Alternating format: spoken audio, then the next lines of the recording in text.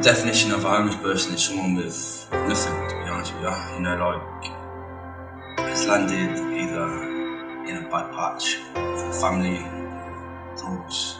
Someone that's living on the street, doesn't have the right support, doesn't know where to turn, so they just carry on in that vicious cycle. They haven't got the love there no more. No one to care for them, no one to, guide them in the right path. I've met a few homeless people on my travel, what I'm doing, and you've seen some not nice sights. It's emotional to just get to that. Even to think about something nice, it's quite touching. But some of the people that I've worked with to get on to where I'm getting now, it's an achievement, great progress. It started off with me finishing work one morning. We were walking through town and we seen a homeless person in the shop floor. And some of the lads that carried on walking, I stopped and I asked them if they were going for breakfast. And he jumped up, he was shocked, he was like, someone cared. So we took him for breakfast, got a bit about him, and I spent some time with him. And after spending a certain amount of time with him, it come to me, I realised what I was good at. Like, connecting with people, understanding, sharing my life, sharing their life. And then that's when I become, that's when I thought of a second chance. Because I could give this person I was working with a second chance in life. And then along the way we've just met new people and it's just grown. Yeah, people come to us and ask us, say, who cares? Is there any chance you can work with us and give us what you're giving to other people? We've got Daniel, what I met after a couple of days of doing what I was doing, and he said to me, Kears, can you help me? And I told him, give me a couple of days and I'll understand your story, work with me a little bit and that. And he has been my best progress at the minute. I'm proud of myself and where I've got him. Keeps us going. People stop us on the street asking for help, but a lot of them are using and on drugs, which is hard for us. But we won't deal with people who are still using drugs. We'll offer them the help and support where to go when they can prove that they're sort of cleanish. In order for us to help them, they've got to help themselves. So for us to go and get the help, it's a starting point for us, because then obviously we see their triumphs and they just want to help. If they don't, and they keep saying, we don't hand them nothing, but we walk their life and live their life to understand more about that person. And we go out most nights, don't we, to the different food banks, to meet the different people, just to make friendships and new connections. And so we can take them along and say, well, we know these people there, why don't you come along and meet them? You get a hot drink, some hot food, just somewhere nice to go, so we sat on the street every night or every day. So. It's good. You build a trusting relationship. When I was 11, I lived with my auntie from when I was a young lad, and from when I was 18 months old, and we lived a nice life in Cornwall. And I was going down school and I was well brought up, and my auntie had a lot of money behind her with my uncle, so I had everything I wanted, and I loved it. She loved me like her own kid. And when I turned 11, she passed away from cancer, and it broke my heart that night, because it just, she was my mum. I ended up moving back to Birmingham to my mum's address, and everything changed. Like, nothing was the same again, because I was going through a lot of stuff and a lot of depression, because I've been growing up with depression already since I was 11.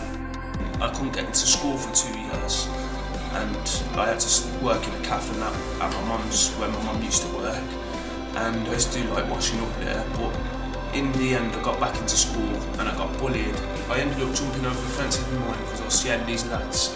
So I ended up getting kicked out of school and sent me to college. But from there, I ended up getting in trouble with police and that, and chilling with old people and smoking drugs like cannabis and drinking. And then I started doing burglaries, and I kept getting like nicked and that. But they gave me an ASBO in the end. I had to move to Coventry, so I started there on like a better life and that. But then I got into the route of mixing with people in Coventry, but it was the worst bit I was mixing with, because they was taking crack and heroin. So I started, I tried it, and I ended up getting addicted to it, and it weren't good. I ended up doing a burglary when I went to jail. I'd done 3 years and I come back out and I was homeless. And I started getting back into drugs again. And this lad put me up. He was on crack and he put me up. And that was the only place I could go to where it was warm, so I stayed there. So I ended up getting onto drugs, and I started smoking and using, and then I started getting the effects of it, and you started rattling, and it's not a very nice thing. So you start stealing, and then you just want to get anything to get the money to get anything, so you can get drugs. And then I had to keep staying there, and I got a really bad habit in the end. So he kicked me out, I ended up homeless with a habit. So I was stealing every day, just couldn't put up with it in the end. I had to go get help. Then I met Kieran, and he told me about his charity and that he wanted to help me. So I asked him for some help and told him what I've been through, and told him I had a drug problem.